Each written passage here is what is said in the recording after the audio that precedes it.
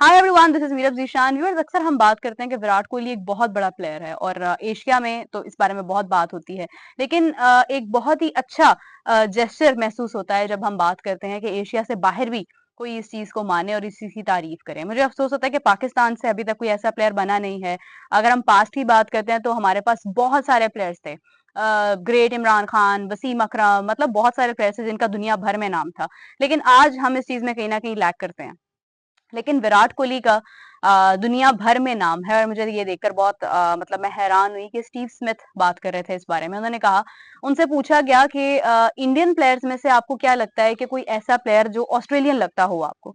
आपको पता है ऑस्ट्रेलिया हमेशा से अपनी गेम प्लान के साथ, अपनी फॉर्म के साथ बहुत एग्रेसिव है। और अगर ये कभी अपना मतलब थोड़ा सा मोराल लूज भी करते हैं कहीं पर, तो बाउंस बैक कर जाते हैं। मतलब ये विनर्स हैं।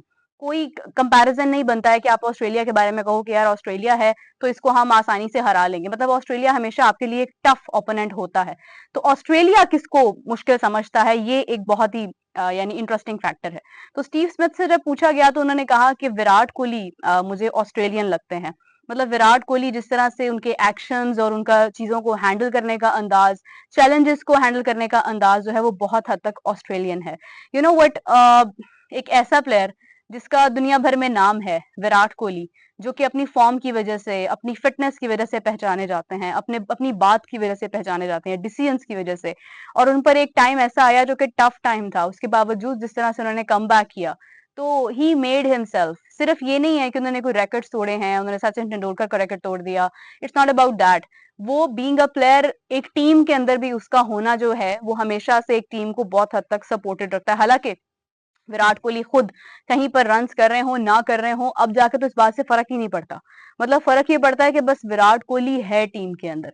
तो स्टीव स्मिथ का ये जो बयान था, जो उन्होंने कहा कि Virat Kohli seems like Australian player to me, it was really great. और मैं चाहती हूँ कि तमाम प्लेयर्स को विराट कोहली का जो एक स्केड्यूल है, लाइफस्टाइल है, फिटनेस का जो मेयार है, उसको फॉलो करना चाहिए।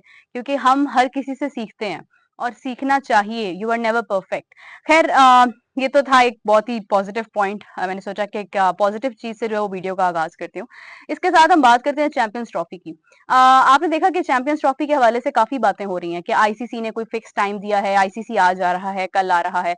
अभी तक ऐसी कोई भी जो खबर है वो सच्ची नहीं है। आईसीसी की जानिब से कोई भी बात जो है वो अभी तक सामने मतलब ऑफिशियली नहीं आई है कि आईसीसी ने पाकिस्तान कब आना है। कहा यह जा रहा है कि 2 विजिट्स होंगे आईसीसी के। एक विजिट होगा जिसमें आईसीसी की जो डेलीगेशन है वो आएंगे और वो आकर वेन्यूज देखेंगे, शायद में भी लाहौर और कराची को मतलब वो देखते हैं। और उसके बाद वो दोबारा आएंगे जब पाकिस्तान की तरफ से उनको ये मैसेज आएगा कि हमारी तरफ से तमाम स्टेडियम जो हैं वो कंप्लीट हैं, हमारा सारा काम मुकम्मल है, आप आइए और आप इन्हें देखिए। तो उस वक्त वो आएंगे और वो इस चीज को फाइनल करेंगे। जैसे ऑब्वियसली जब इससे पहले यूएसए के अंदर हुआ तो यूएसए का भी वो सारा वेन्यू और हर चीज देखने के लिए वहां पर गए थे। और उस वक्त मतलब पाकिस्तान से भी बहुत लोग वहां पर थे और सबने एक उसकी सेरेमनी की, सारा अरेंजमेंट किया और जिस तरह से उसके ऊपर बात शुरू की।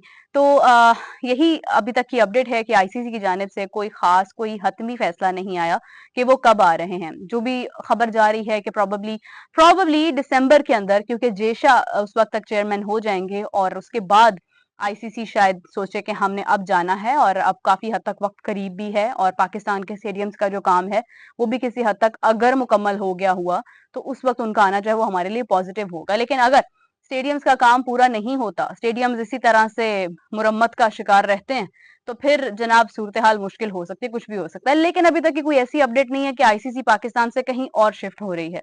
एक ही चीज है सिर्फ, और ये है कि इंडिया पाकिस्तान के मैचेस कहां पर होंगे। अगर आईसीसी उस चीज को मेक श्योर कर देता है कि हर चीज ठीक है, सब कुछ ओके है, और उसके बाद इंडियन गवर्नमेंट इस बात को फाइनल कर देती है कि ठीक है, जो कि जिसके 99.9999% चांसेस हैं कि ना तो गवर्नमेंट इस हक में है, ना इंडियन कोई भी मतलब पॉपुलेशन या इंडिया से जितने भी लोग हैं वो इस हक में है कि इंडिया और पाकिस्तान के मैचेस पाकिस्तान में हो। ये नहीं कोई चाहता कि इंडिया पाकिस्तान खेले ना आपस में। एक बहुत ही स्ट्रॉन्ग राइवलरी है और सब इसको देखना चाहते हैं। लेकिन पाकिस्तान के अंदर मुश्किल है कि चैंपियंस ट्रॉफी के लिए इंडिया और पाकिस्तान के मैच होंगे। तो वो एक एलिमेंट, एक कंट्रोवर्सी अपनी जगह पर जरूर जारी है। मगर चैंपियंस ट्रॉफी पाकिस्तान होस्ट कर रहा है, कब कर रहा है, किस तरह से कर रहा है, आईसीसी ने कब आके उसको फाइनल करना है, ये चीजें अभी तक फाइनल आईसीसी ने नहीं की हैं।